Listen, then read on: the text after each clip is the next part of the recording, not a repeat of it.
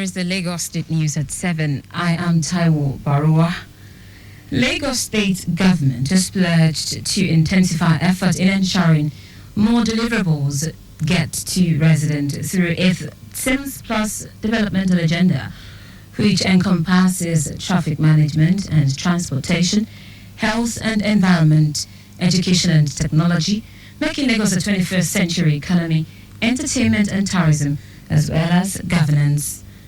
This came to the fore at the meeting Joint Citizens Media Engagement Forum organized by the Ministry of Information and Strategy held in Ikeja to interact with the media to get constructive and frank feedback from Lagosians.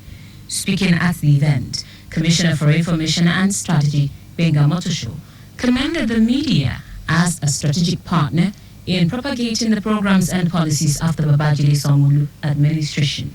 People say in Yoruba that if a kid falls, he looks forward. But if an elderly person sleeps, he looks back to find out what has happened. So for me, it's good to start from 2024. It was a very challenging year, but despite everything, when people ask me, what is it that you think is the most important thing that the government did last year, I usually tell them that the most exciting thing for me is the coming on board of the red line.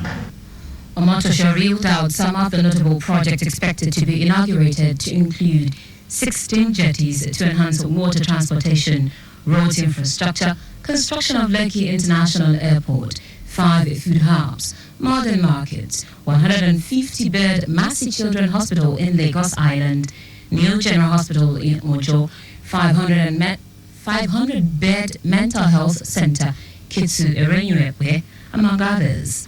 Also, to further strengthen its security infrastructure, Omotosho said plan is underway by the Sanwo-Olu administration to provide 32,000 solar street lights, while 3,000 out of 6,000 optic fiber projects to improve internet connections across the state is near 90% completion. The commissioner spoke on some of the effort of the state government to decongest the roads. Recently, we have employed more people into LASMA. And LASMA was given the governorship order to work more hours. That is why at times, at midnight, you find LASMA people in so many parts of Lagos still working. That is why Lagos government is encouraging people to use the waterways. It is faster, it is more comfortable, it is safer, it is cheaper. So many people are discovering the waterways now. Earlier in a welcome address, the Permanent Secretary, Ministry of Information and Strategy, Olumide Shogunle, noted that the initiative is to inform Lagos residents about the plans of government through the media, get suggestions, and the feedback will be taken to the State Executive Council for deliberation. This kind of rally is going to take place more often than it used to be. And it is because of the landmark achievements of Lagos State. Everybody has their eyes on us. They want to know what we are doing. They want to know where we are going. And it is you who are just our first friends, if I can put it that way, that will help us propagate the gospel. Lagos State government has a blue line, it has a red line, it's looking forward to a green line and also a purple line. So we want to give the media advance information of what the Sanwo-Olu administration is doing. The event was attended by heads of various agencies of the ministry, including the General Manager, Lagos Traffic Radio, Tayo Akonle, directors, Special Advisor to the Governor on Media and Publicity, Bega Koshile, Senior Special Assistant to the Governor on Media, among others. Lagos State's government has launched an intensive capacity training program for bus captains to improve road safety, enhance service delivery, and promote professionalism in the public transportation sector, which seeks to address the challenges of reckless driving and unprofessional conduct among drivers. Managing Director and CEO of Lagos Bus Services Limited, Idowu Oguntana, stated this during year 2025 capacity building and training for bus captains was the theme. Performance improvement for excellence in service delivery at the training of 400 drivers. Oguntana said the agency is committed to delivering a transportation service and an experience that embodies safety, reliability, and customer satisfaction, while noting that the training will help explore, enhance the driver skills, and instill best practices on how to go in with their day-to-day activities on the road. He said bus captains play a major role in upholding the commitment of the agency as it serves as the vital way to achieving the transformation of public transportation in Lagos State. Oguntana also said the agency aims to expand its location to more routes to be able to support more Lagosians on a daily basis. Actually improve their skill set, bring them up to speed with best practices, and also get them informed with certain regulation within the transport sector.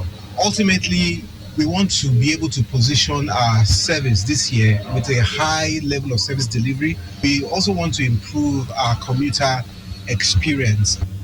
In her goodwill message, General Manager of Lagos State Drivers Institute, Lasdri Afasat Tiamiyu, urged the drivers to ensure they drive defensively while on the road, be on the right side of the law, and put the capacity training to good use.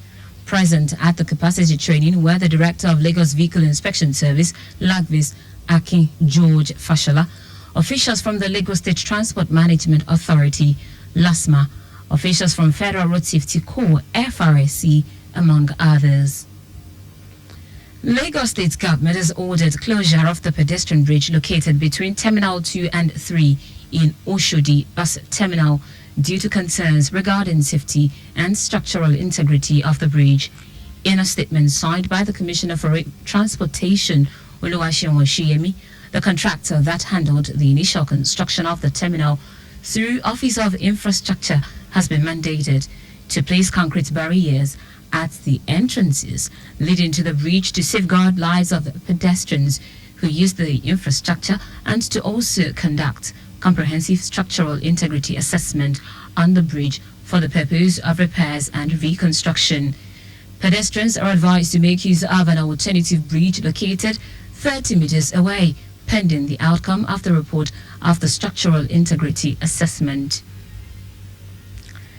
The Lagos State Examinations Board has officially announced the commencement of registration for the 2025 Universal Basic Education. In a circular released by the board, registration will begin on 27th January till 18th April 2025.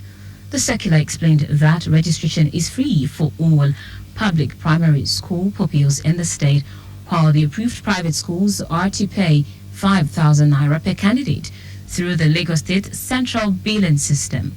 The board noted that the Lagos State government has approved Yoruba language as one of the subjects to be tested during the placement test exercise. To ensure a smooth registration process, all schools must use their newly issued school code for registration. That's it on the State News at 7, but just before we go, remember to always wear your seatbelt when driving. You can follow us and like our various social media platforms: X at Traffic Radio 961, Facebook Lagos Traffic Radio 96.1 FM, Instagram Lagos Traffic Radio 961. Subscribe and watch our news and programs live on YouTube, Traffic Radio 961. You can also visit our website www.trafficradio961.ng. Did you know that under the Sanwo-Olu administration, 100 double dyno bins were locally assembled for the use of Lagos Waste Management Agency (LOMA)? You can get more details on the Lagos State Government website. For contact with the newsroom, send a message to info@trafficradio961.ng. That ends the news broadcast compiled by Sadiq Yusuf. I am Taiwo Baruwa. Thank you for listening. Up next is the second leg of Return Trip with John Omaka.